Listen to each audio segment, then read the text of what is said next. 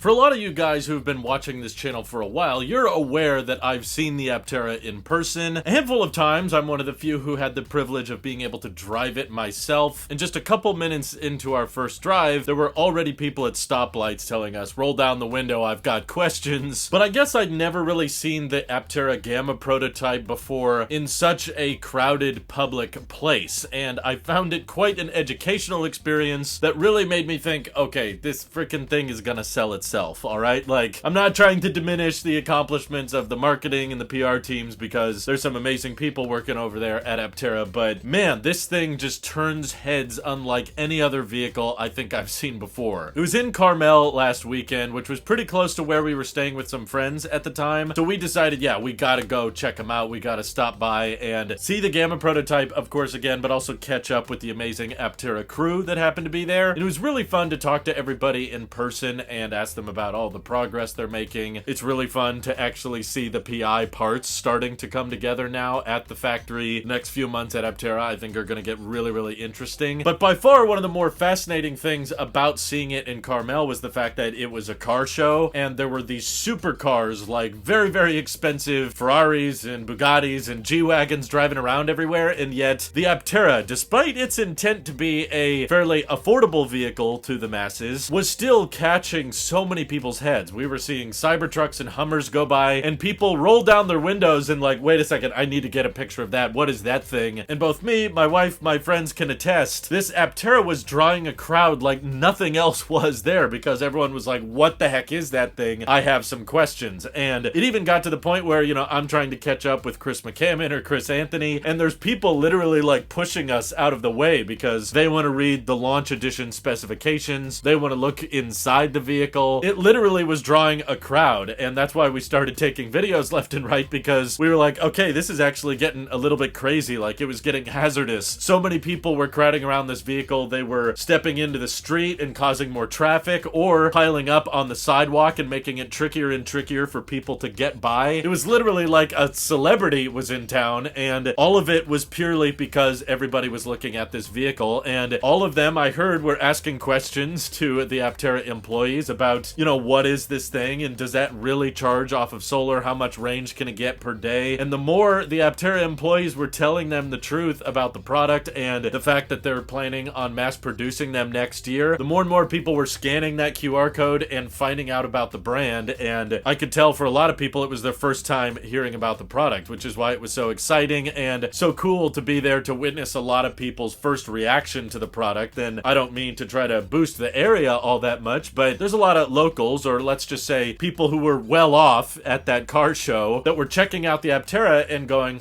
you know what? A sporty two-seater, three-wheeler that can charge itself off of sunlight and go super far despite being very lightweight. I'm gonna have to put a deposit down on one of these things. And it really got the gears in my head turning because I was realizing that this thing was holding up attention and gauging as many questions as these supercars and hypercars do that were on the same streets at the same car shows. And the Aptera was so eye-catching, able to stand on its own a lot. And while this may just sound like lots of good news, of course, because I'm a big Aptera fanboy, I'm also trying to warn a lot of the community that, especially startups, when they're early on trying to break even, they tend to lean a little bit more towards the more profitable vehicles first. And something I noticed when we looked at the breakdown of the Aptera bill of materials from the US Capital investor deck, you know, we could see that for the first time, basically, the Aptera's battery pack was not the most expensive component of the vehicle, probably because the battery pack is substantially smaller than any other EV on the road today. And that got me realizing that, you know, in the past, Aptera has said that, you know, manufacturing-wise, it would be the simplest and the easiest to just take out some battery modules and start making a lower range Aptera. But when you have demand like this, and potentially a lot of really, really pumped new fans that are interested in the higher range options, and they live in areas where they're spending hundreds of thousands of dollars on cars that are made out of carbon fiber or turn heads the way the Aptera does, if battery prices continue to plummet the way they have been, it might actually make more sense for Aptera to focus on the launch edition, of course, but then after the first year or two of production, they may start making 600 or 1,000 mile range variants. And of course, they could have the all-wheel drive, they could have better acceleration, but my main point is they might lean more towards the higher price price points, because at the end of the day, I know a lot of us long-term fans of Aptera just want the cheapest possible model, but if the most you can save by cutting the battery pack in half is just like $3,000, I don't think you're necessarily going to see a large uptick in the take rate if, you know, the launch edition ends up being around $37,000, and then you cut the range in half and it becomes $33,000. Yeah, that's when for a lot of us it's like, yeah, at that point I'd rather just have the 400-mile range. Or to those of you that are like, I'm only interested in the Aptera if it's 26 grand, yeah, that's just going to be a hard sell. But at least early on, I wouldn't be surprised at all if Aptera ends up leaning a bit more into the premium segment, the luxury market, simply to secure some thicker margins, because the truth is there's literally going to be nothing else on the road that can get 600 miles of range, or definitely 1,000 miles of range, using that little energy and able to charge itself off of solar. So Aptera could probably get away with charging kind of whatever they want for those models, even if they're not as high volume. You know, I get it. It's a two-seater, and people are going to say this isn't going to be a mass market vehicle if it's $50,000 or $60,000. But that's kind of my point. It doesn't have to be. Steve from Aptera Owners Club has been mentioning similar things on his channel, that Aptera really only has to win over like less than 1% of the US automotive market in order to become a profitable brand. And if they can secure better margins just by beefing up the size of the battery pack a little bit with those taller cells, it'll probably only cost them, you know, like $3,000 or $4,000 more on the bill of materials, but they could easily charge $5,000 or $10,000 more for those trims, because they know what else on the market is going to get you 600 miles of range. I mean, the closest thing would be the Lucid Air Grand Touring, but that's a six-figure vehicle. That's well over $100,000. And sure, it's a sedan and it's much faster and everything, but for those people out there who don't necessarily need a second row of seats, I mean, look at the HOV lane, okay? Most of those only require 2 people to be in the car. That's a pretty good indication that the vast majority of cars on the road have 1 or 2 people in them. So that can cover a lot of people's needs. And what's more luxurious, what's a more rich person flex than having a carbon fiber solar charging car that can go 600 miles between stops? Like, you're gonna spend all that money on a premium luxury sedan that maybe can go 400 miles on a charge, but you're still gonna have to stop at Electrify America stations on your road trips, whereas the Aptera can just